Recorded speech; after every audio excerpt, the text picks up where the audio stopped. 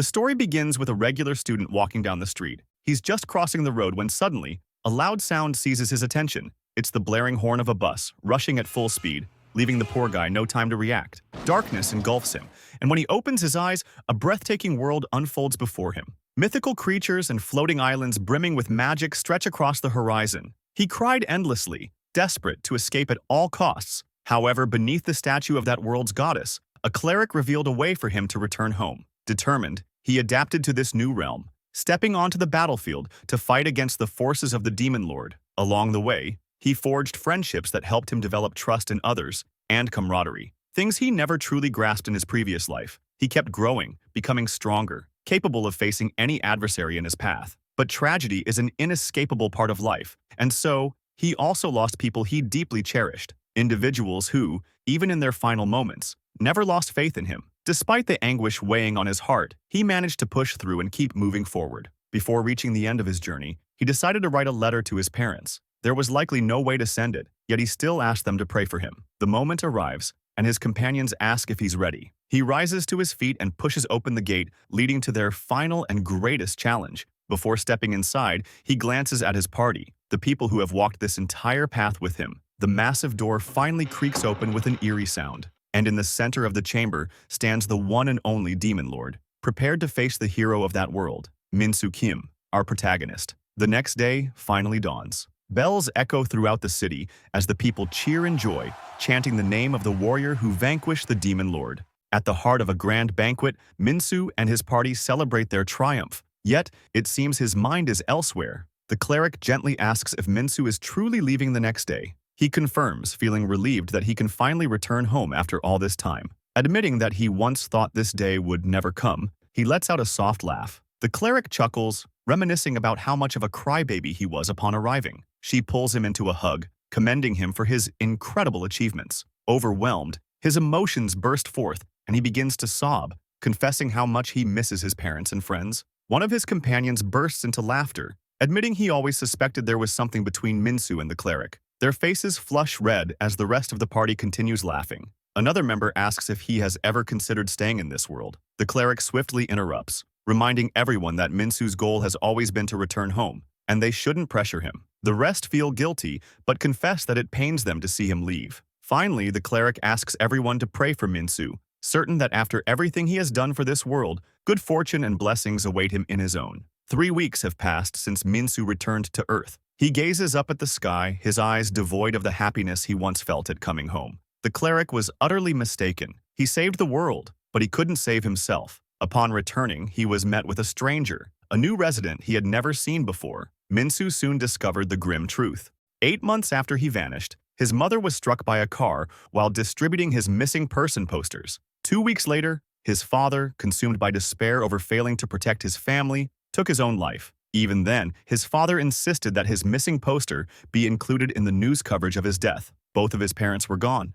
His heart broken, and the reasons to return home were starting to fade. The police classified Minsu as a runaway, leading to his expulsion from school. His teachers practically threw him out, blaming him for what had happened to his family. His friends abandoned him, treating him as someone to be avoided at all costs. Even his remaining relatives refused to see him, holding him responsible for his parents' deaths. If only he had contacted them even once, perhaps they would still be alive. Yet no one knew he had no way to reach them. His family was not wealthy, leaving him with nothing after their passing. With barely $2 in his pocket, he spent his nights on an empty bench in the park. He had no family, no friends, no education, and no money. He no longer belonged to this world. He had saved countless lives, risked everything to return, and yet he now wondered why he had been abandoned. Suddenly, in the middle of the street, a much larger man bumped into him. Irritated, the tall guy demanded to know why Minsu was just standing there. His girlfriend laughed, calling Minsu a weakling.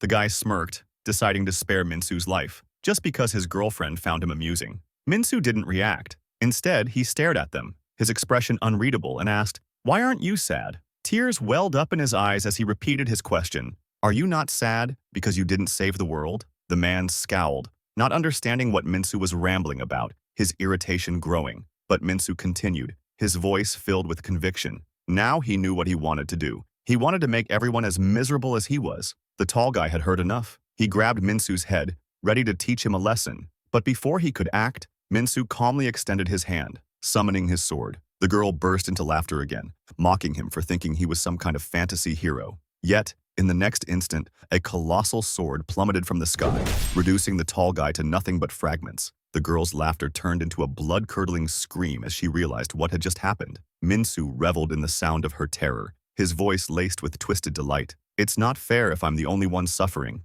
Armor materialized, wrapping around his body as he declared himself a warrior. And as a warrior, he believed he should be the least unhappy person. Gripping his legendary sword, his armor fully formed. With a single, devastating slash, an immense wave of energy tore through the surroundings, obliterating buildings and triggering a massive explosion in the city. Standing amidst the smoldering crater he had just created, Minsu pondered one final thought. Why didn't this story end with a hero who lived happily after saving the world? 3 weeks have passed since the warriors' rampage, and the outskirts of the city are packed with cars trying to find safety. At least once in their lives, the idea of an apocalypse has crossed their minds, but I'm sure they never imagined it would be like this. Inside one of the vehicles, a young man named Jong-soo Park watches the streets nervously. His mother tries to break the tension by mentioning that the traffic is overwhelming. Suddenly, his little sister starts sobbing, wondering where they are heading and why their father is not with them. Jong-soo reassures her, saying that they will meet Dad if they keep moving south. He holds her hand, urging her to be strong. Out of nowhere, a police motorcycle speeds between the cars. When he reaches the front, he starts shouting that the warrior is approaching. There's no time to waste, so everyone must abandon their cars and continue on foot. He repeats the order for everyone to start walking and to follow the instructions from the police and military. Jong-soo's mom tells him to stay close to Dabin, his younger sister, since finding each other will be difficult if they get separated. He anxiously agrees, and his sister clings to his arm. The police keep using the megaphone to warn everyone that the warrior is nearing,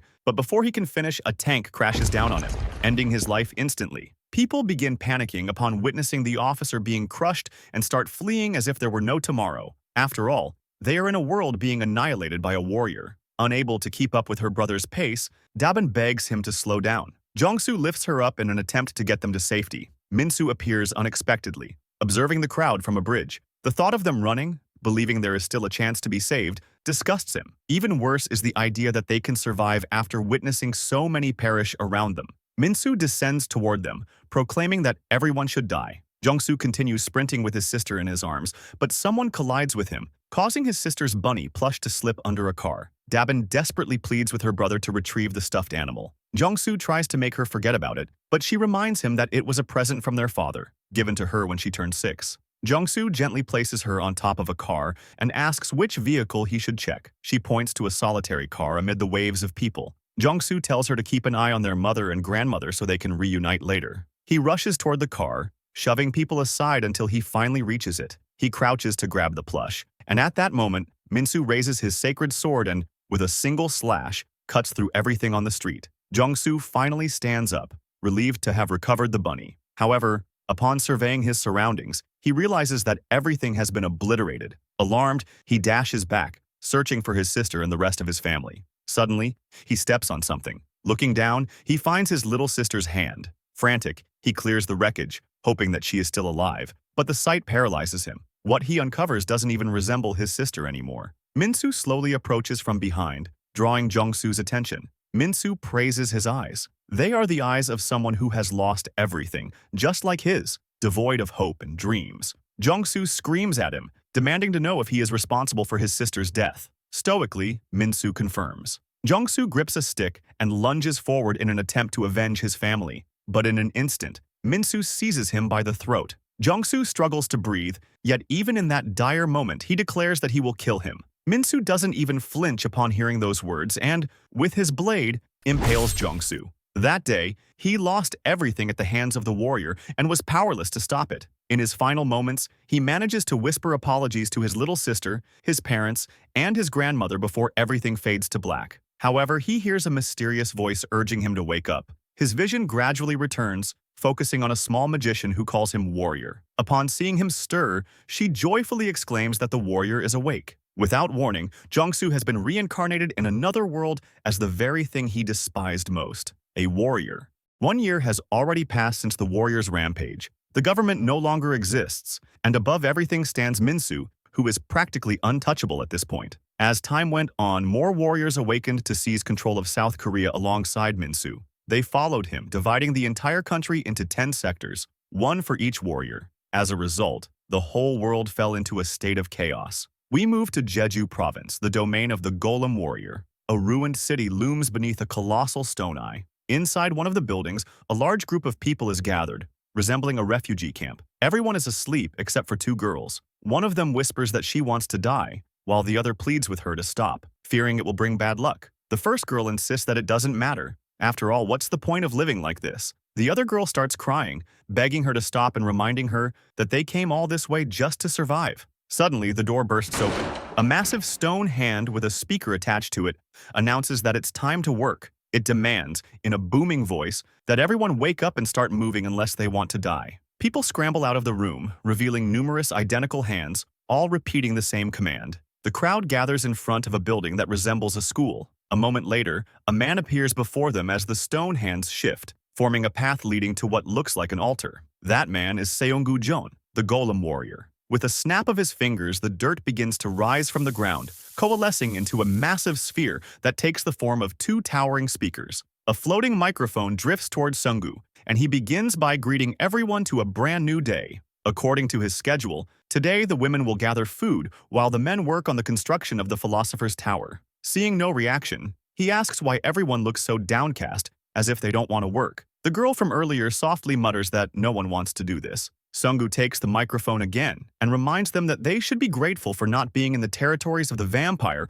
or faith warrior, otherwise they'd already be dead. Even after his speech, the silence persists, making his temper flare. Muttering to himself, he pinches his fingers, complaining that he's been too lenient. Upon witnessing this, the crowd erupts in panic as the stone hands mimic their master's gesture. Seonggu flicks his fingers. The hands follow his command, launching debris at high speed, piercing the bodies of their victims. The girl remains motionless, watching her friend's final moments as she gasps her name one last time, Somin. While the rest of the people flee in terror, Somin kneels and closes her friend's eyes. She bitterly acknowledges that her friend was right about bad luck. Now, she must continue enduring this nightmare alone. Seonggu coldly orders everyone to start working unless they want him to flick his finger again. Sometime later, Somin is in the fields, collecting tangerines like the other women. She suddenly notices an elderly woman adding extra fruit to her basket. The old lady strikes up a conversation, remarking that she must be shaken after what happened earlier. She advises Somin to take a walk,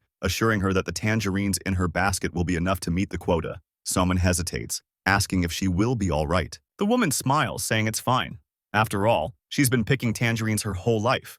Before leaving, the elder reminds her to be cautious of the floating stone eye in the sky. Somin wanders into the forest, eventually reaching the sea. Whenever she feels powerless, gazing at the ocean makes her feel at peace. Perhaps that's why she chose to flee to Jeju Island. She falls to her knees, tears streaming down her face. She deeply regrets not being able to help Hayun as she lay dying. A rustling sound from the bushes makes her stop. A soldier emerges, pleading for food. She hands him everything she has, but after finishing, the man begs for more. He tells her he left his boat to retrieve supplies for the rest of his crew. Somin asks if they will fight the warrior again once they regain their strength. The man confidently assures her that they will, and with their spirits high, they might even reclaim the island. She glances at the sky, checking the direction of the floating eye. Realizing she has enough time to retrieve her basket and return before it shifts its gaze, she makes a decision. Somin accepts the risk, willing to sacrifice her life to deliver food to them. She dashes back, no longer wanting to endure this wretched existence. Upon reaching the shore, she drops the basket, her face frozen in horror. Seonggu greets her, his stone hands mercilessly crushing the lifeless bodies of the remaining soldiers. Without warning, a stone hand lunges from behind, tightening its grip around her body. She frantically searches for an explanation. How did he know they were here if the eye wasn't looking in this direction? Seonggu smirks, asking if she truly thought there was only one floating eye. He deactivates the invisibility, revealing a vast river of stone eyes filling the sky. He erupts into manic laughter, clapping his hands in delight. He boasts that he's been toying with everyone all this time, but it's far more entertaining when they know they're being watched. Somin screams, calling him a bastard. Menacingly, he declares that everything is her fault for being weak. If she wanted to change something, she should have become a warrior. As he speaks, Seonggu increases the pressure on the hand constricting her. Somin knows there is no escape. With the last of her strength, she cries out, desperately begging for someone strong enough to fight in her place. Out of nowhere, the sky splits open, and a sphere of light crashes onto the ground, raising a thick cloud of dust. As the brilliance fades, a lone figure stands, gripping a sacred spear. Neither Sungu nor Somin recognizes the man before them. It is revealed that the warrior Jongsu Park, our true protagonist, has finally returned. Jongsu glances at the floating hands, still clutching the corpses of the soldiers. He asks Somin to explain what's happening. Before she can respond, Sungu demands to know who he is and why he dares enter his domain. Somin realizes that the golem warrior doesn't recognize him, meaning he must be a warrior with no ties to the sword warrior. She knows an opportunity like this won't come again. She quickly explains everything, revealing that Sungu is merely a servant of the sword warrior and that he has taken control of Jeju Island. Before she can finish, Sungu begins squeezing her again, enraged that she dares ignore him to chat with another man. Jongsu interrupts with one last question. He demands to know if everything Somin said is true. Seunggu laughs, challenging him to say what he would do if it were. Jongsu replies with a single sentence: he will end his life. He shifts into a combat stance. Without hesitation, Seunggu readies himself for battle, hurling his stone hands and firing his laser eyes at the unknown foe. Jongsu remains unfazed. Twirling his spear, he effortlessly deflects every attack. Without delay, he lunges forward, slicing through both of Seunggu's arms with a single fluid motion. Seunggu is in shock. He cannot fathom how someone has overpowered him so easily. Jongsu follows up with a kick to his face, slamming him against the ground. His spear now aimed directly at him. The battle is over. Somin is in disbelief. This man has bested the golem warrior, who was powerful enough to annihilate an entire fleet. Jongsu asks if the sword warrior Somin mentioned refers to the warrior clad in white armor. Seunggu refuses to answer, and it costs him a leg. Jongsu calmly states that every time he stays silent, he will lose another limb. He repeats the question. This time, Seunggu confirms. Next, Jongsu demands to know the warrior's whereabouts, but Seunggu remains silent. He loses his other leg. Jongsu asks once more, but now, with nothing left to sacrifice, Seunggu can only plead for his life. Jongsu has no intention of sparing him, but if he cooperates, he will grant him a swift and painless death. Seunggu suddenly laughs, revealing that he has been speaking with his golems all along. Seunggu is swiftly carried away by two stone hands, while the floating eyes act as sentries. As he continues to bleed out, his past resurfaces in his mind. Just like Minsu, he was once summoned to another world with the mission of vanquishing the demon lord. Yet, upon returning to his own world, his parents cast him out, refusing to accept him as their son. To them, he was already dead. Even in the workplace, he held no value. He had lied about his age to get a job, but when they discovered the truth, they threatened to call the authorities and denied him any compensation for his labor. Snapping back to reality, he mutters that he doesn't want to die. When he looks at Jongsu, he sees that all of his golems have already been defeated. Jongsu prepares to hurl his spear, declaring that every warrior deserves to perish. Summoning the last of his strength, Seunggu unleashes his most powerful technique, Flowers of Prayer. All the remaining golems converge around him, forming a massive flower-like structure, a laser gathering at its core.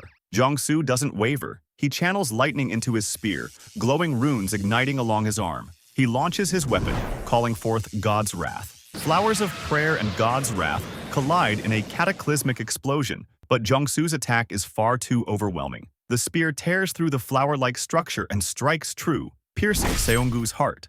At last, Seunggu collapses. The warrior who ravaged Jeju Island has been slain. We transition to the world where Seunggu was once summoned. The cleric who had journeyed with him gives final instructions for the construction of a statue in the golem warrior's honor. She and the rest of their former party feel that this is the least they can do to repay even a fraction of their debt to him. A crowd gathers before the statue, offering prayers for his happiness in the world he returned to, unaware of the grim fate that awaited him on the other side.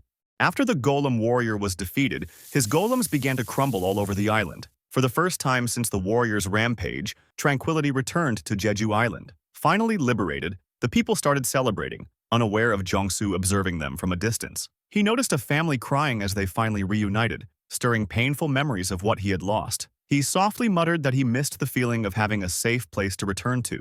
Suddenly, he heard something rustling in the bushes and instinctively assumed a defensive stance, pointing his spear at the source of the noise. Somin urged him to stop and reminded him that she was the girl from the beach. She asked why he was hiding, certain that everyone would be thrilled to meet the person who had vanquished the golem warrior. He dismissed her words, saying there was nothing remarkable about a warrior defeating another warrior and that his presence would only instill fear. As he turned to leave, he added that he didn't care about their well-being. Somin countered, saying he was considerate for even thinking about how they might feel. Unfazed, Jongsu told her she could believe whatever she wanted. Soman blocked his path, demanding to know if he was serious about eliminating all the warriors. He affirmed that the warrior in white armor was his true target and that anyone aligned with him would share the same fate. Soman hesitated before speaking again, asking if revenge was his sole motivation. Jongsu confirmed. She then pleaded with him to take her along, insisting that she too sought vengeance. Admitting she would be a hindrance, she assured him she possessed valuable information. During her journey from Seoul to Jeju, she had seen where the warriors were stationed. She knew which one ruled over which region and had insight into their abilities. She pointed out that traveling from the island to Seoul without provisions or shelter was unrealistic. If he wanted transportation, sustenance, and a place to rest, he would need someone capable of communicating with civilians. She offered to be his guide. Jongsu interrupted, questioning her motives. If she remained on the island, she would be safe and had the chance to live comfortably. She responded with a bitter smile. She admitted she was weak. Clutching a photograph of her family, she confessed that ever since she lost them, anger toward the warriors was all she had felt. She lacked the strength to fight them herself, but if Jongsu could accomplish it, even indirectly, she would achieve her revenge. Jongsu finally relented. She could accompany him, but only if she was willing to be used or abandoned. And so, the two embarked on their journey to Seoul. Inside an abandoned warehouse, Jongsu sharpened his spear while Soman outlined their options. They could either face a stronger warrior nearby or pursue a weaker one much farther away. Jongsu chooses the one that will be faster to defeat. Their next target was decided, the Sea Dragon Warrior. She was the dominant force at sea, capable of obliterating entire fleets effortlessly. Her monstrous companion, a colossal sea dragon, was feared as a living nuclear weapon. The pair were ruthless killers, responsible for the deaths of most evacuees attempting to reach Jeju Island. Soman's voice trembled as she spoke of the warrior. Tears welled in her eyes as she recalled how the Sea Dragon Warrior had taken her mother from her. Jongsu remained indifferent to her grief. He stated that he would need a boat. Soman wiped her tears and nodded. She knew the right people. Following the Golem Warrior's downfall, the Navy had managed to recover several warships. The surviving officers were tending to their injuries, but they were prepared to return to battle. Sometime later, Jongsu and Soman arrived at the shore, where a group of officers stood ready for departure. Their captain stepped forward, assuring them that in honor of their fallen comrades, they would take them safely to the mainland. In the waters of South Korea, the sea grew restless. Whirlpools churned violently, disturbing the waves. At the heart of the largest vortex, a lone warrior rested beside her monstrous companion. The sea dragon stirred, sensing a distant presence. She gently patted its head, murmuring a reassurance. Those intruders would never reach the mainland. Back on Jeju Island, a soldier is digging graves for his fallen comrades. While pausing for a break, the captain approaches, informing him that they will set sail in 2 hours. The soldier rises to his feet, questioning whether they are truly making the right decision. They still don't know if the warrior who defeated the Golem Warrior is an ally or an enemy. They also have no certainty that he will be able to overcome the Sea Dragon Warrior, let alone stand a chance against Minsu Kim if they reach the mainland. Gazing at his deceased comrades, he wonders aloud why he should willingly return to that nightmare. Stoically, the captain states that the only undeniable fact is that Jongsu managed to slay the Golem Warrior and that his goal is to eliminate the remaining ones. He adds that more than 30 officers have perished, and if he ever reunites with them, he wants to tell them that he died after finding a way to save everyone. He wants to say that he gave his life protecting those they fought for, to give meaning to their sacrifices. If by any chance Jongsu proves stronger than Minsu Kim, then their journey and sacrifice would have been a step towards South Korea's liberation. The captain then asks if that reason is enough to make him reconsider. 1 hour has passed since their departure. Jongsu and Soman are inside the ship, discussing the Sea Dragon Warrior. She shows him a rather peculiar drawing of the warrior and the beast she commands. Jongsu, trying to make sense of the sketch, asks if his opponent is supposed to be a worm and a stick figure. She shouts at him for mocking her, insisting that she did her best despite her lack of drawing skills. Soman explains that they are technically 2 warriors fighting as one, a feature that distinguishes them from the others. Jongsu attempts to grasp her point, guessing that both can attack independently. Soman corrects him.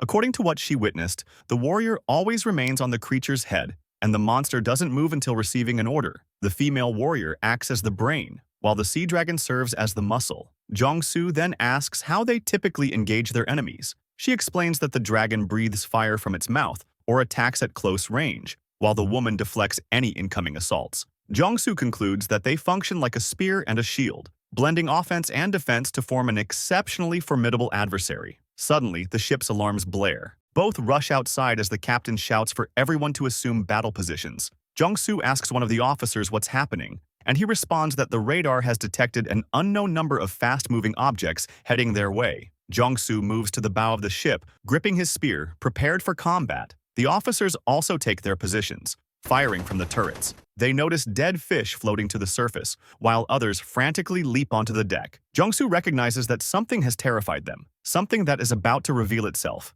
A massive whirlpool forms ahead of the ship, and from its depths, the sea dragon emerges. Standing atop the beast's head, Sua Shin, the sea dragon warrior, fixes her gaze on the man who defeated the golem warrior. The creature begins charging its fiery breath. Upon witnessing this, the captain orders evasive maneuvers. Jong-soo shouts, commanding them to drop the anchor. One of the officers struggles to comprehend why Jong-soo would request such a thing. Escaping is the logical choice. Despite his doubts, the captain declares that from this moment on, they will follow the warrior's orders. He gives the command to release the anchor. Obeying Sua's orders, the beast unleashes its fire attack. Jong-soo calls upon his shield spear, Ansile. From the sky, a crimson lightning bolt descends upon his weapon, transforming it into a cross-shaped spear. He activates its defensive ability, conjuring a massive shield in front of the ship. Jong-soo warns everyone to take cover if they want to survive. Both forces collide, triggering a colossal explosion that violently disturbs the sea.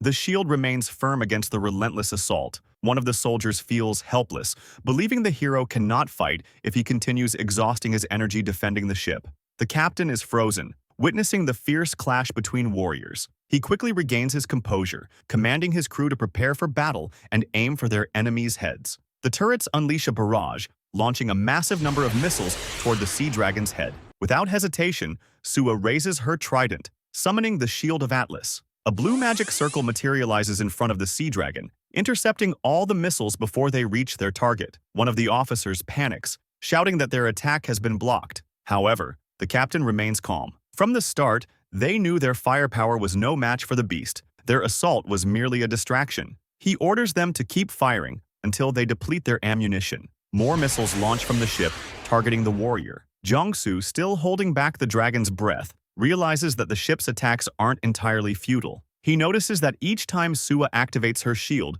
the dragon's breath weakens. He deduces that both share the same mana pool. If he can drain it, he'll have an opportunity to strike. Jong-soo advances, closing the distance between himself and Sua. She quickly surmises that he must be moving forward because he has realized the dragon's breath is losing strength. She starts spinning her trident before hurling it into the air. She has decided to eliminate the very reason she activated her shield in the first place. Catching her trident once more, it begins glowing with a blue aura. She hurls it toward the ship, naming the attack Spear of Atlas. The trident speeds toward its target, but just as it is about to strike Jong-soo's shield, Sua raises a finger, causing the weapon to veer upward. She continues guiding it with precise movements, as if conducting an orchestra. With every motion, the trident demolishes each turret on the ship and slaughters the officers aboard. Finally, the spear turns toward Jong-soo's position, alarming Somin and one of the remaining officers. Confident in her advantage, with the dragon's breath attacking from the front and her trident from behind,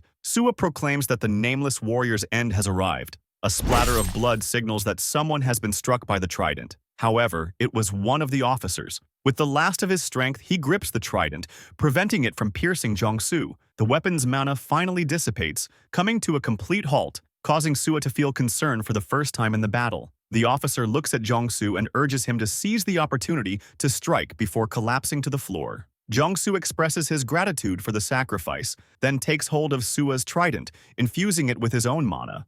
Now we are transported to the world where Sua was summoned to become a warrior. She looks in awe upon witnessing a civilization flourishing beneath the sea. This place is called Atlas, the realm of the sea dragon. A blue-haired man wielding a sacred trident welcomes her to his kingdom. He tells Sua that by now, she should already know the way to return to her own world. She nods, adding that everything still feels unfamiliar and strange to her. The blue-haired man tells her to take her time and hands her the sacred trident. That weapon has been passed down for generations and is bestowed upon the one chosen to become the Sea Dragon Warrior. Upon receiving the trident, Sua officially becomes his warrior, and he entrusts his life to her. He bows, declaring himself a servant of the Sea Dragon Warrior, and kisses her hand, sealing the pact. From that day forward, He vows to protect Sua from any adversary that dares to stand in her way as she approaches her final battle against the Demon Lord. Returning to the present, Sua seethes with fury at the sight of Jongsu daring to hold her most cherished possession. She demands that he return it as the dragon begins charging another fire attack. He responds stoically, stating that he will return it for sure, but it will end lodged in the middle of her skull. The sea dragon unleashes its attack, and it collides once more with Jongsu's shield. However, instead of holding it back, he deactivates his shield. He channels mana into the trident and hurls it, naming the attack Path of Frost. The trident soars at full speed, freezing the dragon's breath as it nears Sua. She starts feeling uneasy as her assault is nullified. She commands her dragon to cease its breath, shifting their focus to defense. The dragon halts its attack as Sua begins summoning another technique. She calls upon the giant shield of Atlas, manifesting 5 parallel barriers in front of the dragon. She smiles in relief, recalling that not even the Demon Lord was able to break through her 5-layered shield. The trident finally reaches her defenses and, slowly but steadily, begins piercing through them one by one. Sua's smile fades. She cannot believe her barriers are being breached so effortlessly. The trident strikes the 5th and final layer, which starts to fracture. However, the weapon runs out of mana and stops moving, making Sua feel relieved once more since they can now use the dragon's breath again. As she glances toward the bow of the ship, she realizes that the nameless warrior has vanished. Scanning the surroundings, she finally spots him standing over a frozen sea. All this time, he wasn't using his freezing ability solely to counter the dragon's breath. Instead, he was creating a path to get closer to them. Jongsu gets into position. Gripping his cross-shaped spear, he swings it in a vertical slash, slicing through the colossal beast and Sua in half. In her final moments, she gently pats her sea dragon, whispering her love for the last time. She and her creature finally fall, completely defeated.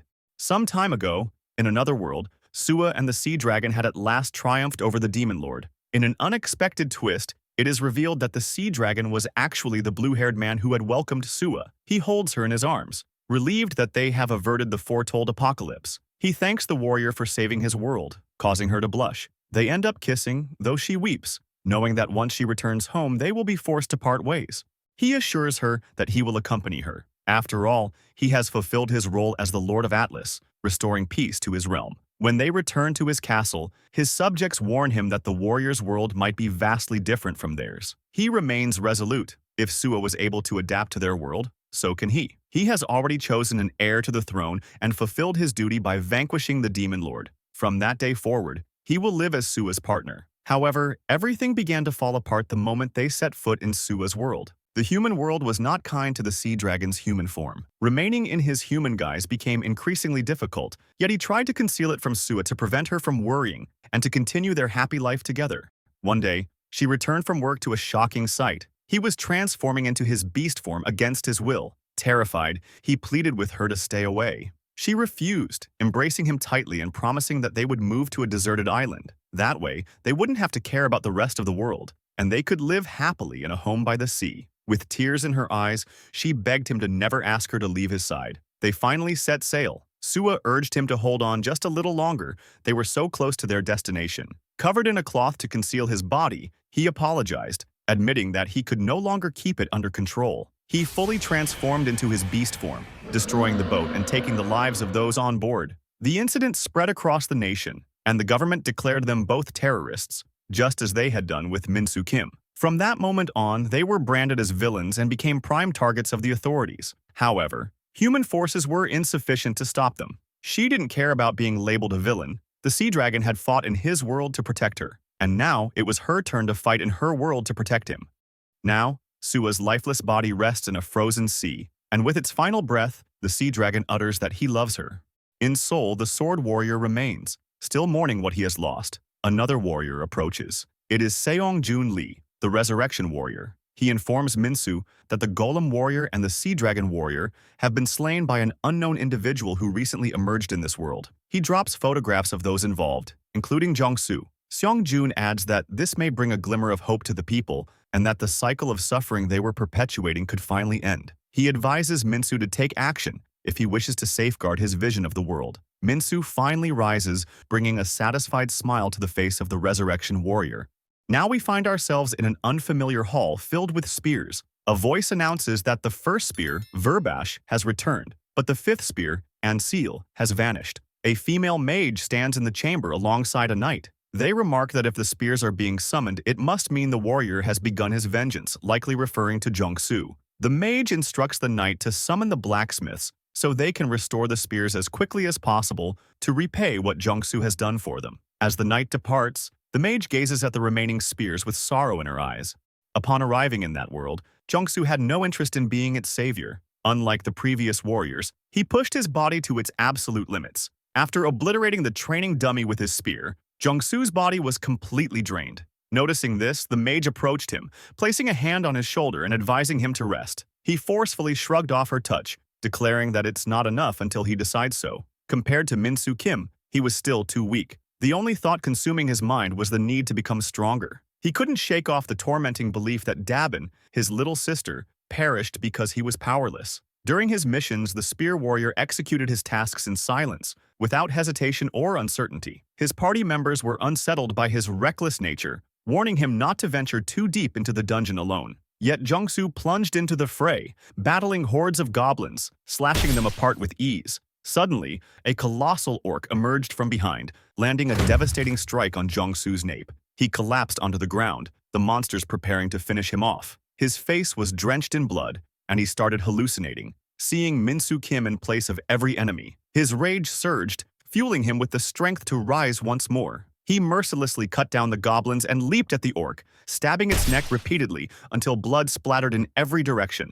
His party was terrified, but this time it was because of Jong-soo himself. Surrounded by lifeless goblins, he stood in the midst of a crimson massacre. The battle finally ended, his entire body soaked in red. He collapsed, his stamina nearly depleted. Amidst the pile of corpses, he noticed a small hand reaching out for help. His little sister appeared, pleading for his aid. His mother laid beside him, asking if he had taken care of Dabin. His grandmother materialized in front of him, weeping in anguish. Overwhelmed, he clutched his head in despair, begging for the visions to vanish. Rather than a warrior, his actions resembled those of a man consumed by vengeance.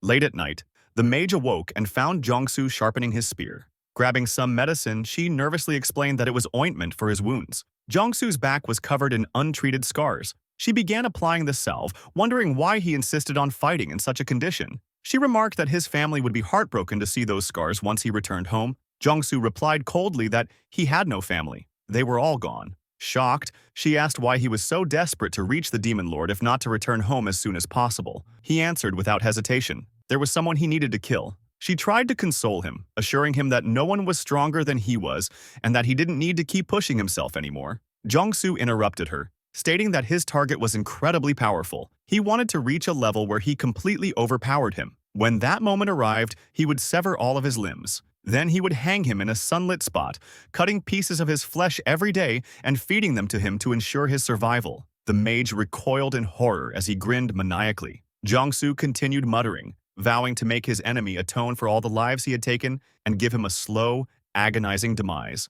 Sometime later, in a desolate wasteland littered with weapons, the Demon Lord conceded defeat. The spear hero was simply too powerful. Suddenly, a potion bottle shattered over the fallen Demon Lord's body. Jong-soo ensured that every drop of its contents soaked his adversary. The mage watched in shock as the healing elixir revived the Demon Lord. A dark aura radiated from the revived foe as he picked up his weapon once more. Menacingly, the Demon Lord questioned if Jong-soo desired corruption, if he wished to become a Demon Lord himself. The spear warrior steadied his stance, daring him to attack. After all, he needed this fight to grow even stronger. The Demon Lord hesitated, confused by Jong-soo's words. Time passed, and eventually the Demon Lord begged for death. It seemed that Jong-soo had revived him countless times. As the warrior prepared for the final strike, the mage threw herself at him, embracing him from behind and pleading for him to stop. Tears streaming down her face, she assured him that he was already strong enough and that they will help him accomplish his vengeance.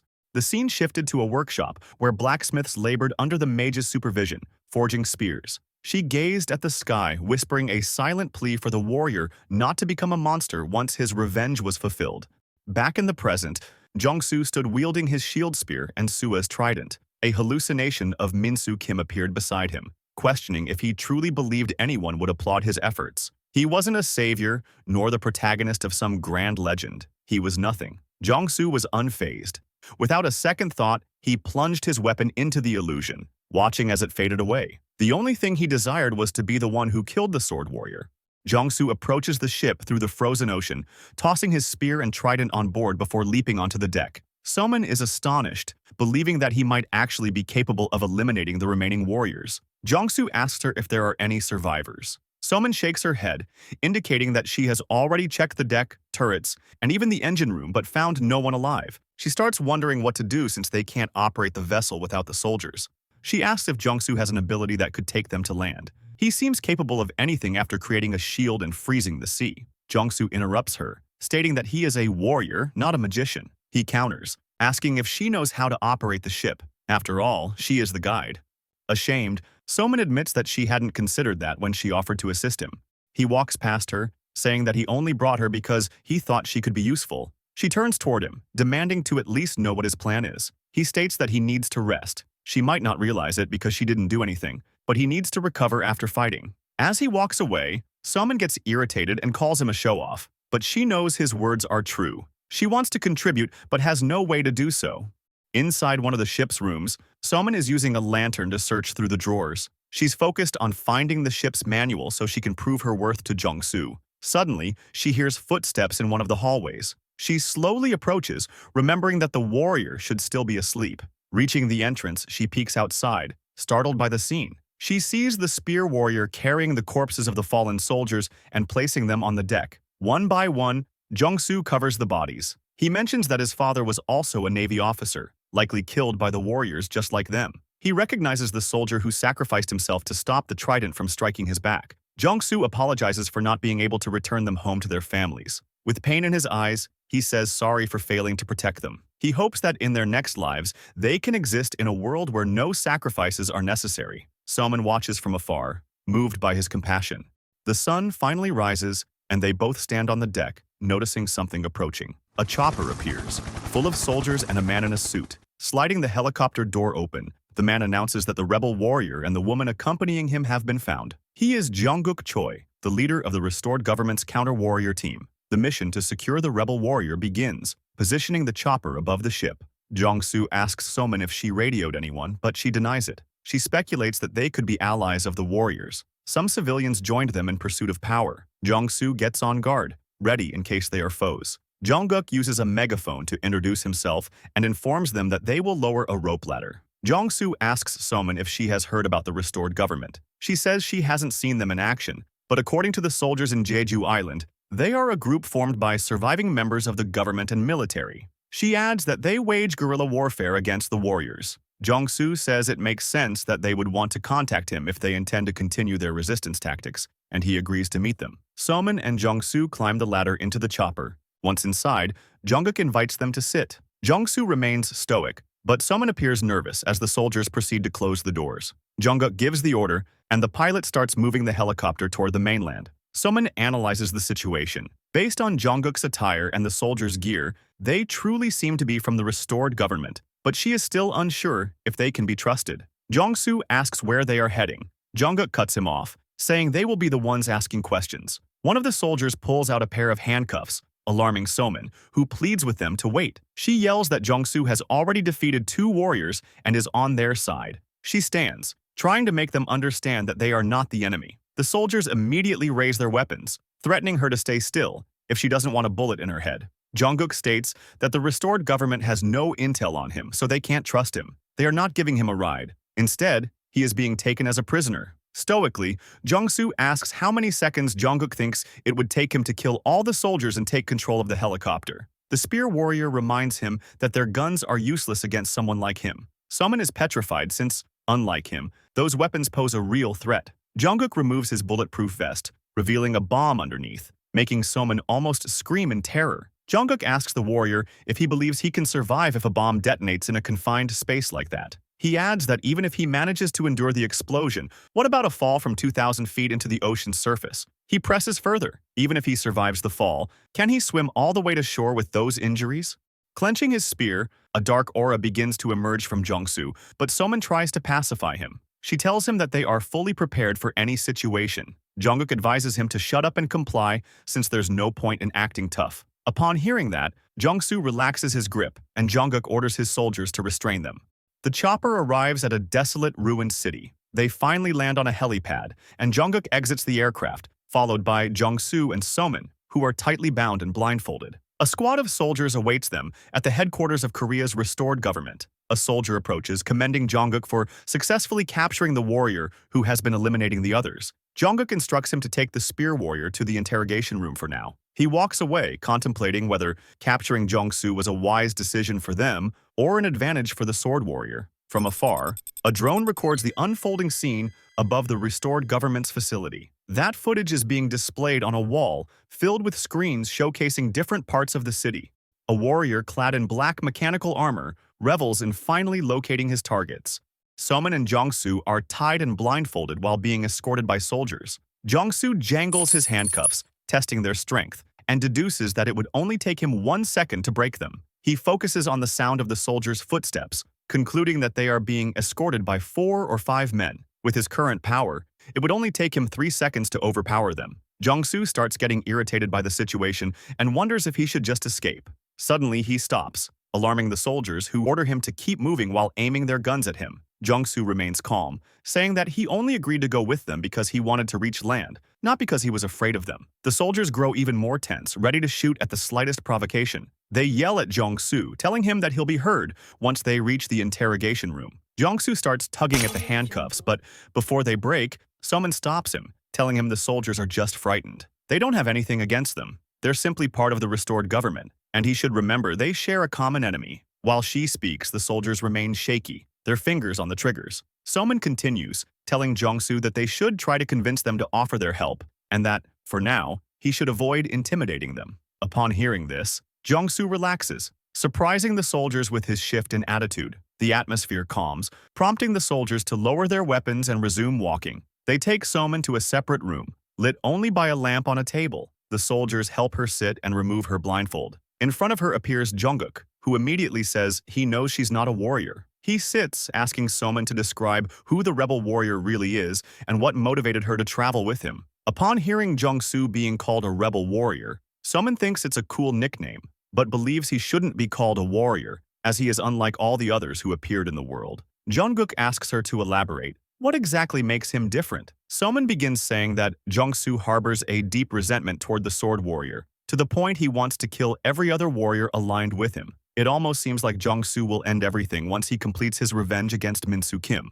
Upon hearing her explanation, Jungkook considers it plausible. The reason Jungsu appeared a year after Minsu Kim must be because he was transported to another world when the country was already falling into chaos. His vengeance likely fuels his advance north, killing the rest of the warriors. Jungkook now understands that the rebel warriors' motivations align with those of the restored government. After analyzing the information, Jungkook speaks again, saying that for now, he'll believe in the rebel warrior's objective. But now, he wants Somin to explain why she's traveling with him and why he allowed her to stay. Somin explains that she asked to accompany him, believing he would need a guide. She also mentions that the warriors took her family's lives, so she wanted to help him get revenge. However, she admits that so far she's only been a burden. After hearing that, Jungkook confirms that her story checks out, exciting Somin, who thinks that now that they've found an organization created to eliminate the warriors, they can start working together to restore the world to how it was before their arrival. However, Jungkook cuts her off, saying she still doesn't understand her position and that they won't release Jungsu from custody. He adds that the restored government doesn't even have the intention to assist Jungsu in defeating the sword warrior. At least, not until the rebel warrior proves that he can be controlled, unlike the others. Somin freezes, unable to grasp what he's saying. Jungkook continues, asking if she truly trusts the rebel warrior and whether she knows anything about him. Does she know what Jungsu thinks, or if he's even capable of defeating the sword warrior? Somin is petrified while Jungkook keeps firing questions. Can she even guarantee that the rebel warrior won't give up halfway? Jungkook concludes by asking what will happen once Jungsu kills the sword warrior. He acknowledges that the rebel warrior could become a symbol of hope for the survivors, thanks to rumors about a warrior killing others. But it's still too dangerous to place their trust in him and offer support, because if the plan fails, there would be no one left capable of rebuilding from scratch. Jungkook says that if they can't control Jungsu, it would be better to kill him now or keep him in custody. Somin realizes her mistake. It would have been wiser to let Jungsu handle the soldiers and escape together. 3 days have passed, and Jungsu is still tied and blindfolded alone in a room. He wonders if the soldiers were truly that scared of him and deduces that they might be trying to starve him to death, as he hasn't received any food or water. However, he knows it's useless, since he can't starve after awakening as a warrior. Suddenly, loud noises erupt outside the room. He recognizes them as gunshots. The door opens. Someone unlocks his handcuffs and removes his blindfold. When he opens his eyes, Jong-soo sees Soman with a tall man dressed in what appears to be a superhero costume. The mysterious man seems pleased to meet the warrior, who has just returned to the world, while Jong-soo looks at him stoically, wondering who he is. While Soman unties Jong-soo, the mysterious man introduces himself as the Iron Arm Warrior and says he came to rescue them. Jong-soo starts glaring at Soman, clearly annoyed by her teaming up with another warrior. She explains that the government never intended to help them. From the beginning, they planned to eliminate them, and that's why the Iron Arm Warrior appeared. The Iron Arm Warrior starts laughing, saying that the government has always been untrustworthy. They never planned to support them. He continues, explaining that the government viewed Jong-soo as a threat and became obsessed with eliminating him. Soman admits she was mistaken and says she's glad another warrior appeared before they were executed. Suddenly, Jong-soo snaps the ropes binding him, startling Soman, who falls backwards. Jong-soo raises his hand, and his spear immediately appears, piercing through the wall. After grabbing it, he demands the Iron Arm Warrior to be silent. Immediately, Soman jumps forward, trying to stop Jong-soo and asking why he wants to fight someone who is trying to save them. However,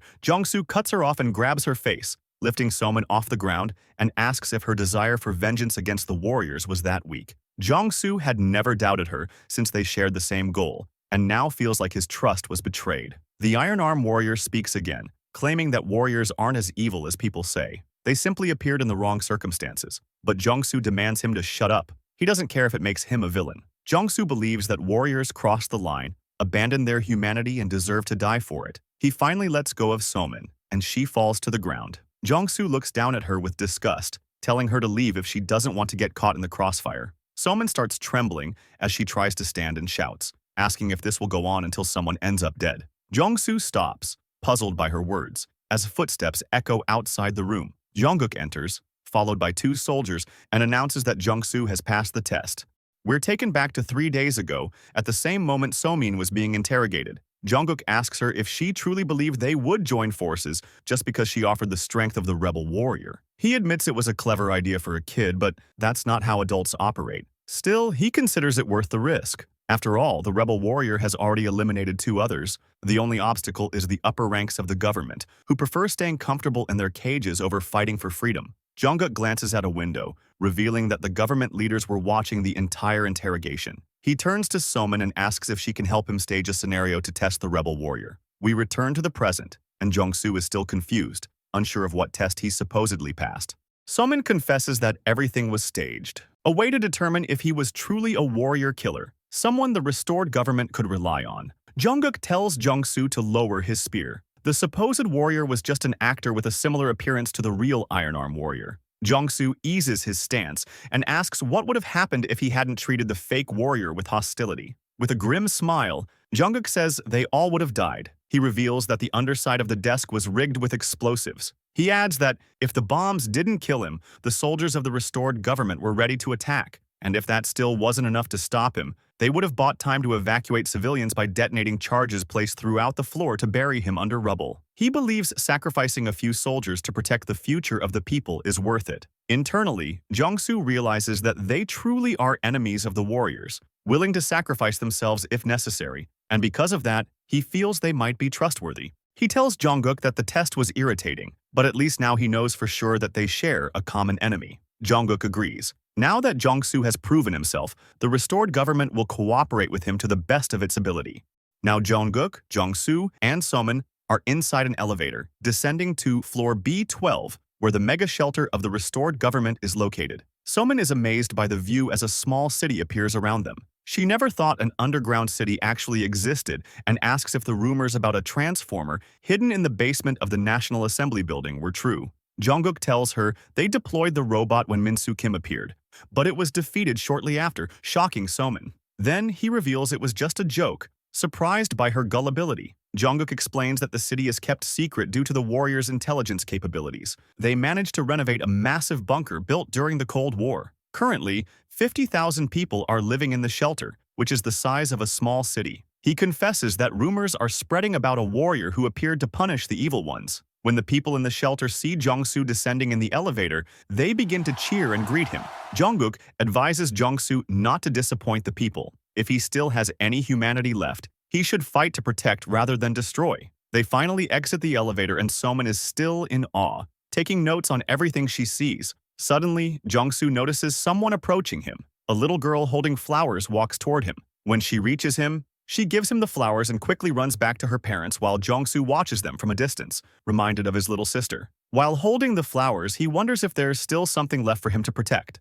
Suddenly, Jungkook throws him an access card so he can have a place to rest in the city. Jongsu counters by saying he doesn't intend to stay long. He'll leave once he gets some food, the necessary supplies, and transportation. Somin asks him to wait. She's sure the restored government can provide more than just the essentials. He should reconsider before refusing. Jungkook advises the same. The entire city could be relocated to assist him if that's what he desires. Somin knows Jongsu doesn't want to involve civilians, but she tells him they should think it over tonight. They move to an apartment, and after Somin takes a shower, she spots Jongsu seated on the balcony gazing at the city. She approaches and sits beside him, asking if he likes canned peaches. Jongsu stoically responds that sugar accelerates brain activity, and he's only eating them to think about how to kill the sword warrior. Somin tells him she wishes to know more about him, making Jongsu get defensive. He wants to know what she means by that. Is she worried he might become like the other warriors? Somin dismisses his concern. Since they're going to work together, it would be good to call each other by name instead of just girl in the bomber jacket. She adds that he owes her that much, especially after leaving bruises on her face. Jongsu introduces himself, and Somin follows, happy that he'll finally call her by her name. Somin extends her hand and Jongsu follows, shaking it. That was the first and last time the two of them shared a moment like that. In the city's surveillance room, Jungkook is analyzing the footage of Jongsu and Somin. He comments to one of his staff that it seems the rebel warrior is completely on their side. The worker confirms it. He didn't find anything suspicious in their conversation, so there's no reason to doubt him. Jungkook reveals that with Jongsu, they now have 3 warriors on their side, and since the Golem and Sea warriors are dead, they only need to eliminate 7 more. An assistant mentions that 7 versus 3 is still a disadvantage, but they might have a chance if the warriors keep dying at this rate. Jungkook says that in that case, they might eventually return to a world of order, safety, and family. The assistant starts crying, overjoyed that their efforts are finally showing results. Jungkook tells her it's still too early to celebrate, but thanks them for their good work. He urges everyone to keep doing their best for the sake of the people and their families, unaware that it would be the first and last time their work would be praised. Out of nowhere, the entire building rumbles, and Jungkook rushes out upon hearing a loud noise. He glances at the city through a window and sees the shelter's roof breaking. Jongsu and Somin also notice the sound coming from the surface. Jungkook can't believe what he's seeing. The roof explodes, creating an opening through which 8 warriors descend into the underground city. Jongsu is shocked to see again the one who took his family from him. The sword warrior lands, shaking everything around him. A warrior with red bat wings follows. He's Hwarang-hong, the vampire warrior. A warrior with golden angel wings approaches. She's FUNGBACK, the faith warrior. A pink-haired figure with a magical girl vibe appears. She's Yerin-Ma, the magic warrior. A muscular man in a superhero costume, identical to the fake one from before, starts flexing. He's Uiho-jung, the real Iron Arm warrior. Songjun Lee reappears, the resurrection warrior. A masked man in traditional clothing joins them. He's Jisung Cheon, the martial arts warrior. And finally, the warrior in mechanical armor arrives. He's Garam Lee, the transformation warrior, waiting for Minsu Kim's orders. Minsu remains silent as the resurrection warrior approaches him and, with complete confidence, says the purpose should be obvious. He declares that Minsu wants everyone in the city to fall into despair. The transformation warrior accepts the command and enters an attack stance, deploying missiles from his back in what he calls Buster mode. He fires all the missiles, triggering numerous explosions throughout the city. Jungkook rushes back to the surveillance room, shouting at everyone to activate the city's anti-missile systems and turrets. But everyone in the room stands still and silent. He yells at them again, demanding they hurry up and activate the defenses. But in an instant, they all appear blindfolded, asking in unison if he believes. Jungkook is stunned, realizing that this is the Faith Warrior's ability. The Faith Warrior grins at the building as Jungkook's entire team begins acting like zombies, trying to bring him down. While attempting to hold them back, Jungkook calls his other teams, trying to deploy defenses against the warriors. He urges them to protect the rebel warrior and safeguard the people of the city as his zombified team begins breaking free. However, the artillery unit has already been defeated. The Iron Arm warrior grabs the communicator, telling Jungkook that his efforts are over while he starts dabbing over dozens of falling soldiers. In another building, we see that the intelligence unit was also wiped out, the culprit being the resurrection warrior, who congratulates them for managing to kill him twice. In the sky, blood slashes destroy the last helicopters of the tactical squadron, all caused by the vampire warrior. In just 3 minutes and 17 seconds, 13,700 people die. Suddenly, a spear infused with mana flies at Minsu Kim at high speed. Before it reaches its target, the martial arts warrior steps in and, using the Cheonma technique, deflects the spear with his bare hand. However, the damage isn't entirely nullified. His trembling hand is left drenched in blood. In the distance, Jongsu appears, sprinting at full speed toward Minsu Kim after finally finding him. Minsu Kim glares at him, asking if he was the one responsible for breaking the chain of misery. Jongsu stands before him. He's finally found the person who killed his family, the bastard who ruined his life, the one who destroyed the world he once knew. Jongsu is trembling with fury. Now that his goal is within reach, what should he do? He clenches his fists and grits his teeth. This is the moment. Jongsu is ready to kill him and end everything here. Raising his hand, he summons all his spears. Anseal, the shield spear, Yui, the earth spear, Ignit, the fire spear. These are some of the weapons that appear. A multitude more materialize, and Jongsu grabs a few while the rest float around him as if guarding their master. Minsu Kim remains stoic and begins summoning Durankle, his sword. Harnessing the combined powers of his holy and dark spears, Jongsu unleashes the sacred resonance, Union of the Void.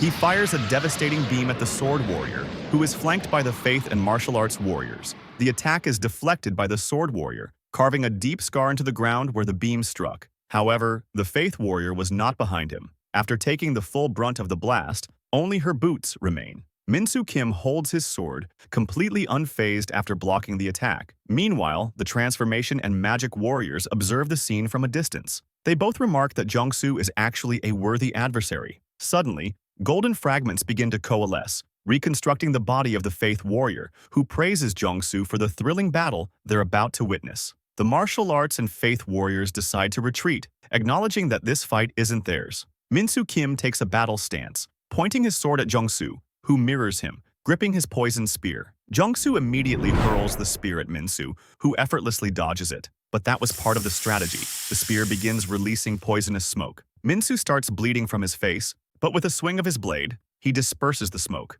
In that instant, Jongsu appears beside him, wielding his fire and ice spears. In that moment, Minsu lowers his sword. For a split second, he considered letting himself die, having seen grief in Jongsu's eyes as deep as his own. But buried beneath that murder intent and thirst for revenge, Minsu sensed a faint glimmer of hope. He believed that Jongsu was trying to find redemption through his death, and once his mission was complete, Jongsu would finally find peace. Minsu clenched his sword once more, ready to punish his opponent for daring to seek happiness beyond his own. He activated the Eclipse mode of Durankle. Minsu's sword and Jongsu's spears collide with tremendous force, releasing a shockwave of energy that triggers a massive explosion. After the impact, Jongsu and Minsu lie on the ground, exhausted and wounded. Their weapons are completely drained of mana, yet their memories begin to surge, memories of the people they lost. Jongsu refuses to surrender. He won't let go of the chance to get his revenge. He summons his dark armor, Didantium. Minsu follows, praying to the goddess Seraphine to grant him her blessing. Both Jongsu and Minsu become enveloped in energy, condensing into full-body armor. Jongsu radiates a dark aura, while Minsu glows with sacred light. Once again, they charge at each other, weapons drawn, clashing with overwhelming force, resulting in another colossal explosion. Jongsu and Minsu hold their ground, neither yielding, proving that their power is evenly matched. The survivors watch the battle unfold. Hope begins to stir again upon witnessing the spear warrior in action. Some even believe he might have a real chance to win. Elsewhere, Jungkook appears with a few soldiers who manage to survive. Through the communicator, he informs the remaining troops that his last weapon is currently fighting the sword warrior. Their new mission is to distract the remaining warriors, even if it costs them their lives. Jungkook and his group continue moving until they encounter a grotesque monster with numerous faces and limbs. It appears his zombified team has fused into a massive creature due to the power of the Faith Warrior. The beast lunges forward, and Jungkook opens fire, without a trace of fear in his eyes.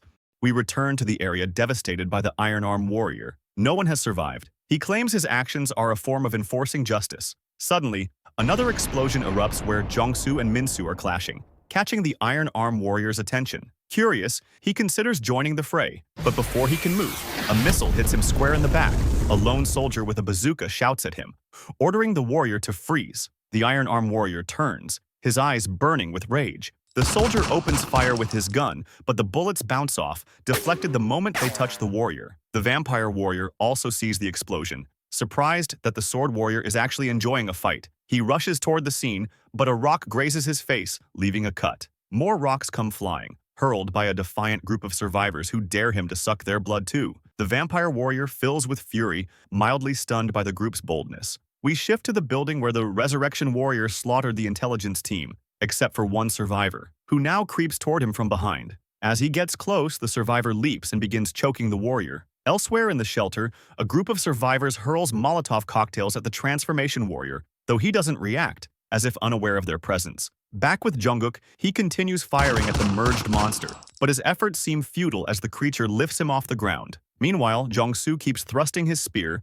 but Minsu dodges each strike. The sword warrior clenches his fist and lands a powerful punch, sending Jongsu flying. While airborne, Jongsu grabs his earth spear and activates its earthquake ability. He hurls the spear at Minsu, who parries it into the ground with his blade. Instantly, the spear releases a deep, ominous sound. The ground begins to tremble, pulling Minsu's legs into it. Jongsu seizes the opening and grabs his dragon spear. Activating the dragon's descent ability, he surrounds the spear with the spirit of a dragon and throws it at Minsu, triggering a massive explosion. Without hesitation, Jongsu charges forward with his fragmented spear, determined to end it once and for all. The spear warrior activates all his elemental abilities simultaneously, combining fire, air, earth, ice, and lightning to summon elemental berserk. Minsu stands firm, holding his sword and commending Jongsu's strength. However, he declares that it's still not enough. He activates Durankel's Daybreak mode, unleashing a vertical slash that cuts through Jongsu's ability.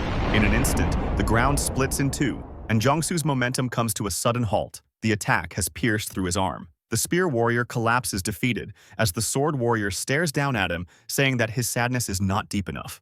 Jongsu's wound starts bleeding violently, but his armor protrudes tentacles and seals the damaged area. The spear warrior tries to stand, as he yells how it is possible that his sadness is not deep enough. He lost his family, the world he used to live in, and his entire life because of the sword warrior. His fury overflows, releasing a dark aura so intense that the martial arts, transformation, faith warriors, and even the survivors can feel it. Jongsu leaps forward with his fist clenched. Minsu releases his sword and removes his helmet while walking ahead. Jongsu is just meters away from his enemy and throws a powerful punch, but Minsu dodges without flinching. The sword warrior counters with a strike directly at Jongsu's face, partially shattering his helmet as he repeats that his sadness is not deep enough since he's not as miserable as he is. Minsu follows up with a blow to the stomach, breaking Jongsu's armor. The spear warrior is overwhelmed by pain while Minsu keeps insisting that he still has a chance to be saved. This time, the sword warrior throws an uppercut and follows with a kick that sends the spear warrior flying. As he shakes the blood off his armor, he stoically says that he has nothing left. Jongsu is completely battered against a wall, and his armor is entirely destroyed. With his remaining strength, he asks what people did to Minsu. The sword warrior steps closer, stands right in front of him, and grabs his head, lifting him off the ground as Jongsu asks what he ever did to deserve this. Minsu slams his head against the floor, yelling that his mistake was attempting to be happier than him. While delivering blows, he adds that he's doing this because he was left behind and nobody waited for his return. Jongsu's face is completely beaten while Minsu continues, saying that nobody tried to understand or empathize with him. But what he hates the most is that Jongsu broke the chain of misery he created and brought hope to the people. Suddenly, a bullet flies a few centimeters away from Minsu's face. When he turns his gaze, he spots Somin holding a gun. While crying, she says that the spear warrior is their last hope. She walks forward, shortening the distance to the sword warrior as Jongsu calls her name with what little strength he still has, begging her to flee. Minsu releases Jongsu while stating that they are doomed if he truly is their last hope. He approaches Somin, saying it's useless to think that she'll accomplish anything with the gun she's holding. Somin is trembling, but she says it's not pointless. She's sure that one day, if they keep fighting, the time will come when they will be able to defeat him. We shift to the building where Jungkook was last seen, and his entire team was slain. A communicator starts calling for Jungkook. They report that the rebel warrior is down and are awaiting orders. Jungkook reaches the communicator, revealing that one of his arms is missing. He collapses to the ground and grabs the device. He asks to be patched through to all the speakers in the shelter as he has one final message. He asks the survivors and everyone still capable of fighting to listen carefully. He says the rebel warrior, the man wielding a spear, is their last hope. Jungkook continues, explaining that the military has been completely wiped out and they no longer have sufficient weapons to arm the civilians. He also acknowledges that many are starting to lose the will to resist. He apologizes, but says that the only thing they can do now is ensure that Jungsu survives so they can fight again in the future. He asks everyone to protect the spear warrior as a button slides from his sleeve, connected to explosives on his body. His memories flash back to a moment where he was rescued by what appears to be a warrior in green armor, who tells Jungkook that everything is now in his hands. We return to the present, where Jungkook laments the fact that now he's passing on his burden to others. Moments later, the building where he is detonates. Half the structure collapses in Minsu Kim's direction. The Faith Warrior watches the scene, praising Jungkook for being a pain in the neck until the very end. She twists her head 180 degrees, cracking her neck, and looks at her two servants. She commands them to prove their faith to her, and they willingly offer their arms. Upon saying that, their arms explode, and two golden giant limbs materialize out of nowhere to support the falling building. Back on the battlefield, Minsu Kim notices a pink glow coming from Soman's direction. Out of nowhere, the magic warrior appears between him and Soman and begins charging an attack, while Minsu asks what she's doing there. With tears in her eyes, Ma reveals that her blood is boiling after having to indulge his angsty whims all this time. She casts her Sugar Dust Stream ability, unleashing a beam of energy while yelling goodbye to Minsu Kim, whom she now considers an angsty, pathetic loser. We go back to the past when Yeren was not yet a warrior. She is walking down the street while talking on the phone. She's speaking about the present and the birthday cake she just bought. However, her mom tells her on the other end of the call that she also bought a cake. Yeren suddenly halts, frustrated because she had already told her mom she was going to buy it. She sighs and wonders if she might be able to exchange the cake for something else. She lifts the box and checks the receipt to see the price. Suddenly, Yeren notices a shadow approaching, and upon looking up, she spots a refrigerator falling over her at full speed. 1 year passed, and when she finally returned to the world, she found it completely destroyed, unable to understand what had happened during her absence. All the warriors who came back had two options. They could risk their lives to oppose the chaos, or join the invaders to spread despair. Yeren chose neither side. She lacked the courage and decided to flee with her family. They eventually reached a shelter for evacuees. Yeren hands her mom and sister some food rations, but her mom refuses, insisting only the two of them should eat. Yeren tells her she needs to eat to recover, and also tells her little sister not to be picky with the food. Suddenly, 3 soldiers appear and ask if she is Yeren Ma. She turns, surprised to see the military looking for her. The soldiers escort her to a building while Yeren complains that this is too much just for cutting in line. Jungkook appears and interrupts her, saying the army wouldn't waste his time on such trivial matters, but they would act if they discovered a warrior among the refugees. Yeren pretends to be shocked and denies understanding what they mean. Jungkook starts reading her file. According to it, she went missing during her last year of high school. Coincidentally, she vanished a year before the warrior outbreak and reappeared 3 months after it began. There is no information about her whereabouts during that time. She vanished without a trace and returned completely unharmed. Yeren counters by saying that going missing proves nothing, as if every person who disappears becomes a warrior. Jungkook expected her to say that and shows her a photo of her leaving a building. He explains that 2 weeks ago, there was an accident involving missiles from the Allied forces. These missiles were heading toward a refugee center, but a mysterious force intercepted them and they vanished. They later found the missing missiles in an abandoned building, the same one Yeren was seen exiting. Yeren still holds her ground, claiming it's just a coincidence. She adds that the government should base its accusations on evidence, but she abruptly stops when Jungkook points a gun at her. He unlocks the weapon, saying the gun will help him determine whether he's making baseless accusations. Jungkook pulls the trigger, and the sound of the shot echoes through the room. Immediately, Yeren transforms into the magic warrior, casting a shield to protect herself. Jungkook reveals that it was only a blank, but his method was effective.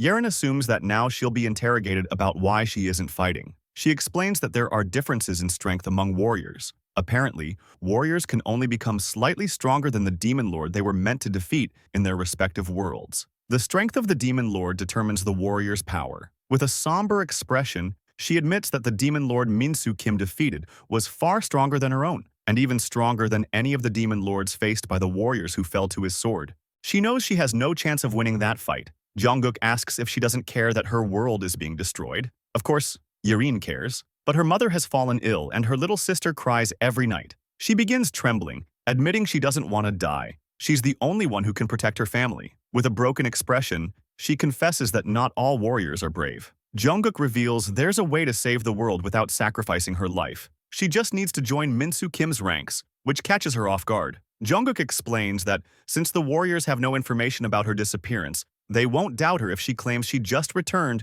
and grew resentful of the world. She only needs a way to prove she's also a villain. As he says this, a soldier approaches and hands her a file. Jungkook explains that the file contains the location of a low-priority military base, and her mission is to destroy it. That way, none of the other warriors will suspect her. He adds that he won't ask her to work for free. In exchange for her cooperation, he promises to get her family out of the country and ensure her mother receives proper medical treatment. Yerin is still shocked by the proposal, but even if she does all of that, she knows she won't be able to defeat Minsu Kim. Jungkook clarifies that he doesn't expect something so unreasonable. He only wants her to be inside Minsu's group, and when the opportunity to defeat the Sword Warrior appears, she'll act as the wild card to protect it from danger. We return to the present. Yerin is still attacking Minsu, remembering how Jungkook placed his trust in her, even in his final moments. Minsu Kim is resisting the attack, but he's being pushed back. Yerin knows she isn't the embodiment of courage, but she is still a warrior, and she will do everything in her power to fulfill the promise she made to Jungkook.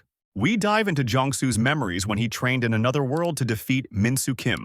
Numerous thrusts and slashes with his spear. Hundreds of moments when his body collapsed from exhaustion. Dozens of times on the brink of death and thousands of enemies slain. He had to endure that hell every single day while thinking of his deceased family. Now, he questions what the point of all that was. He wasn't able to protect the people he loved and couldn't avenge them. Even with the sacred spears and the power of the Demon Lord, despite fighting with everything he had, he failed to defeat the Sword Warrior. The only thing he managed was to inflict a few wounds on Minsu Kim, spill some of his blood, and provoke his rage. Jongsu falls into utter despair, wishing to die since he sees no other way to defeat him. He begins crying in frustration, not wanting to perish by Minsu Kim's hand a second time. Jongsu apologizes to every person who believed in him, but just as he was about to cut his own tongue, Soman's fingers stop him. Through a blur of tears, he opens his eyes again and sees Soman smiling, begging him to keep living. In that instant, the magic warrior dashes toward Jongsu and grabs him, preparing to soar into the sky and escape the battlefield.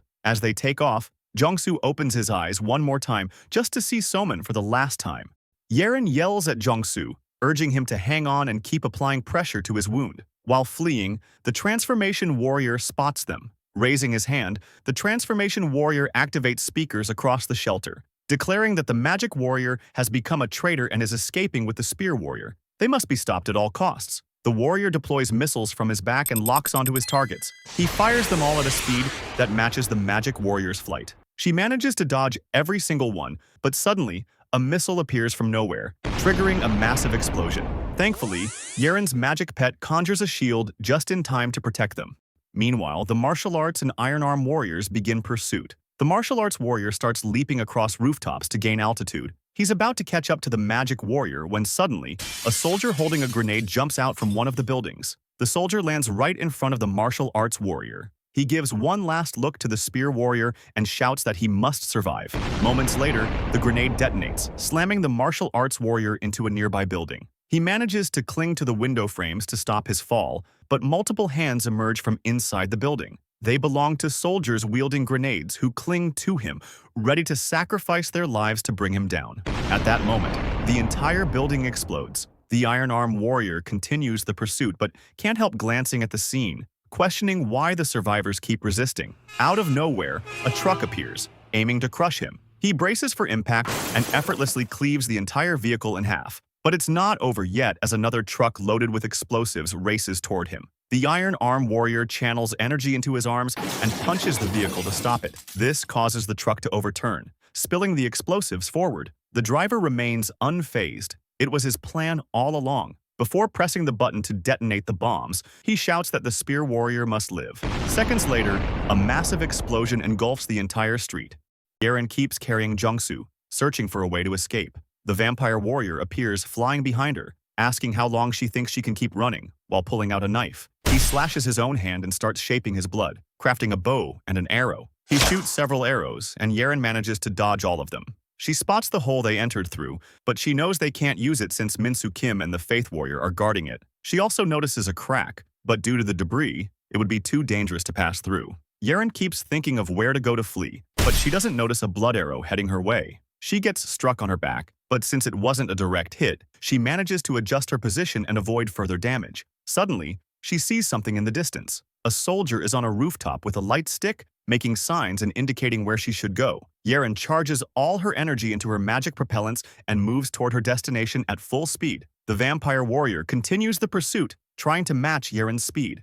We return to the elevator that Jong-soo and So-min used to access the city. The area is packed with people waiting their turn to reach the surface. A soldier informs one of the government leaders that the magic warrior is being guided to that location. She tells the soldier to call back the remaining troops to the elevator zone. They need to buy as much time as possible so the magic warrior can escape to the surface and get away from the warriors chasing her. The soldier realizes that the leader's plan is to use the elevator as an escape route for Yeren and Jong-soo and starts feeling concerned about how the evacuees might react. If they're asked to sacrifice their lives, a riot could break out and worsen the situation. The leader is already aware of that and says she'll handle it personally. She tells the soldier to focus only on guiding the magic warrior. The leader grabs a megaphone and starts her speech. She informs everyone that the elevator in front of them is the last one still functioning. It will be used one final time and then disconnected to give the rebel warrior a chance to escape. Upon hearing that, the refugees panic. Some shout that there are still too many people waiting, while others cry out that their lives still matter even if they're not strong. The leader remains stoic, explaining that even if they reach the surface, there would be nothing left to protect them. She admits that everyone will die, including herself, but their sacrifice could mark a new beginning instead of an end. If they manage to ensure the survival of the rebel warrior, then what happened today won't just be a loss to the sword warrior. They would be laying the foundation for a better future for humanity. She finishes by pleading with everyone to give their lives to fight alongside them. After hearing this, a man inside the elevator steps forward, yielding his spot to a baby. After witnessing that, all the men in the elevator give up their spots and move toward the battlefield.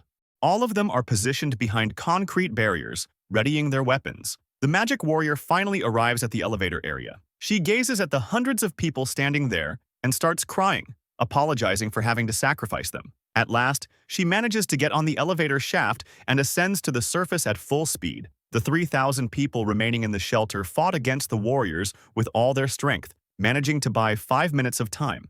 Yeren managed to escape to a deserted island in Indonesia. She's completely drained, but even then, she tries to wake up Jong-soo. In the end, 50,000 lives were sacrificed to save the spear warrior. Suddenly, footsteps echo in the distance. A mysterious figure approaches. Jong-soo slightly opens his eyes to look at the unknown presence, revealing the last warrior still on humanity's side, a green-haired girl clad in wooden armor, crying with joy to see that Jong-soo survived. We move to the White House in the USA. A meeting is being held regarding the loss of communication with the restored government of Korea. One of the generals reports that most of the Koreans who were in the shelter are now deceased. The president looks concerned. They had supported Korea with everything they needed, from the construction of the shelter to the design of their defense system. But now, everything was destroyed by the warriors. The general turns on the screen and displays footage of the warrior entering the shelter. The other generals are shocked that all the warriors gathered in the same place, and now, they understand how the entire city was wiped out in such a short period. The general leading the meeting informs them that something unusual occurred during the warriors' assault. He says that a new warrior appeared and confronted the sword warrior. He plays the video of the entire battle, and everyone watches attentively. One general asks if there's a chance the footage is fabricated, but the meeting leader tells him that a Korean operative risked their life to send the recording, and its authenticity has already been verified. The president asks about the whereabouts of the spear warrior. We return to the remote island where Yeren brought Jong-soo. The green-haired warrior is tending to their injuries. She takes a seed and plants it. Suddenly, branches emerge from the earth and surround both Yeren and Jong-soo. The vines shape themselves into beds so they can rest comfortably. The branches begin to glow with a green light, infusing their energy into the spear and magic warriors. Jong-soo wakes up and asks why she's trying to save him. With pain in his voice, he adds that he lost to the sword warrior and failed to protect anyone. Because of his weakness, everyone died. Immediately, the green-haired warrior slaps him. With tears in her eyes, she demands that he stop saying those things. She says that he didn't fail to protect those people. Instead, they gave their lives to protect him. Within the green light, Jongsu sees Soman one final time, and even then, she says goodbye with a smile. The green-haired warrior also remembers the friends she lost, feeling in her heart the presence of those warriors who didn't lose their humanity, including the one who once saved Jungkook. Back at the White House, the meeting leader states that they believe the warrior is somewhere in Indonesia, and they are already working on pinpointing the exact location. The president asks everyone present what actions should be taken in the meantime. One general says that there are 5 million Korean refugees in the USA, while another points out that mainstream media won't take long to spread the news about Korea's downfall, which is exactly what's happening at that moment. Hundreds of people are watching as one nation falls to the warriors. Another general adds that not only individuals will react to this news, entire nations will begin to stir to protect themselves. We move to what appears to be the main offices of the UN. Leaders from many countries are yelling, demanding that the warrior be struck with missiles. No one wants to see their country collapse. Back in the White House meeting, one general proposes launching an attack. The president becomes alarmed, saying that he can't send any more troops. The general remains calm, stating that Korea has fallen into anarchy, and they should assume that most innocent civilians have perished. The president begins to understand the implication behind the general's suggestion. The general continues, saying they should deploy their ultimate weapon now that all the warriors are gathered in one location. He's referring to their newest nuclear system, the Fist of God, a satellite equipped with a cannon aimed at Earth. Inside the satellite, a crew member is monitoring the control panels. More personnel enter the room, clearly anxious after receiving the latest updates. The first crew member tells them that they have a confirmed target and that the president has given the order to fire. We return to the destroyed shelter, a place where people used to feel safe from the warriors. Between all the debris, one of the agents is still alive and holding his weapon. Suddenly, Minsu Kim appears in front of him. Surprised that one person managed to survive, the agent desperately tries to fire his weapon, but he has no more bullets left. Minsu Kim approaches slowly and bends the weapon as if it were a mere toy, and instructs the survivor to leave and let everyone know that the spear warrior is dead and there is no more hope. Minsu tells him that if he does so, he'll let him leave alive. The poor guy starts crying, but his tears are followed by a laugh, telling Minsu that he really must be afraid, a comment that Minsu wasn't expecting. The agent continues his mockery, saying that Minsu is afraid that the spear warrior is still alive and might come back to challenge him again. He continues, saying that he's afraid that people will keep having a beacon of hope. The agent smiles, glad to see that Minsu is nothing more than a human, just like everyone else. Minsu gets tired of his words and chops the agent's head off, still with the smile on his face. The fallen warrior is still full of anger and pierces the agent's dead body to vent. Behind him, Seongjun appears asking for a minute of his time. He says that they are done clearing out the shelter, and so, the other warriors are waiting for him. The faith warrior starts laughing, telling Minsu to keep letting out his anger until he feels satisfied. The Iron Arm warrior joins too, saying that it is a punishment all those criminals deserved. Despite being his comrades, Minsu looks at them with disdain. He approaches slowly, telling them to stop pretending to understand him, since they are as ignorant as all the people they just killed. Seongjun dismisses his comment and asks him what they should do next. The whole shelter is destroyed, and all the people inside are dead, so he is wondering what their next steps should be. Minsu simply replies that they have to go after the spear warrior, since his very existence is a denial of the world he created. Seongjun asks him if he really wants to do that, knowing that they will have to go beyond South Korea and make the entire world their enemy. Meanwhile, in another location, the USA president is about to give an important announcement. He starts, saying that South Korea has been destroyed by a group of warriors, and in order to give proper respect to the nation that once was their ally, and to protect the rest of the world from warriors whose motives are still unknown, and to stop the deployment of troops that would only result in grief for their families, the United States of America will use the strongest weapon they've hidden for more than half a century, a weapon called the nuclear missile. However, the entire announcement was being shown to the other warriors by the transformation warrior. Seongjun is surprised to see that humanity is actually trying to keep fighting. The transformation warrior tells them that the missiles must already be on their way, and there must be at least 2 minutes before they land. The martial arts warrior adds that even if they manage to shoot them down, the radiation would be enough to kill them. The vampire warrior emphasizes that he thought the transformation warrior had already taken care of all the airspace in South Korea, but Garam Lee mentions that he never took into account a weapon that could be fired from a satellite. He continues, saying that despite always being ahead of the Allied forces on the intelligence front, they managed to keep that information hidden from him. The Iron Arm warrior starts laughing again, saying that they have nothing to worry about since they still have the reset button on their side, and yells that everything is now in the hands of the resurrection warrior. Seongjun is okay with the idea, but before the reset, he wants to hear an answer from Minsu Kim. He asks the sword warrior what he really wants to do next. So far, Minsu has forbidden everyone to go beyond the limits of South Korea, and now, Seongjun wants to know if he has changed his mind and is ready to face the entire world. Minsu replies that they decided to go against them, and so they must disappear. Seongjun is happy after hearing that answer and tells Minsu that once he resurrects, they will destroy the entire world. The transformation warrior reminds him to let him know about the missiles launched from the satellite so he can hack them beforehand. Hana decides to sit, excited to see the fireworks and to see what happens to her body after getting struck by a nuclear bomb. All the warriors follow her, looking at the sky as if a fireworks show was about to start. The missiles appear and quickly enter the shelter through the cracks in the surface. They finally land and create a huge explosion, and in the middle of that, Seongjun decides to reveal something to Minsu. He simply wants to say it since Minsu won't remember anything after the reset.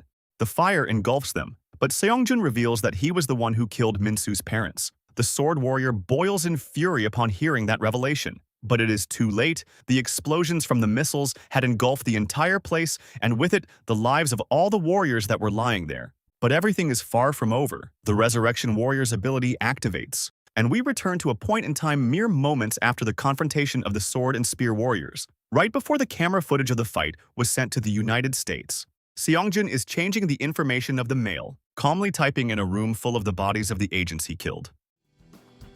Thanks for watching. I hope you enjoyed the video and don't forget to like and subscribe. See you in the next one. Bye-bye.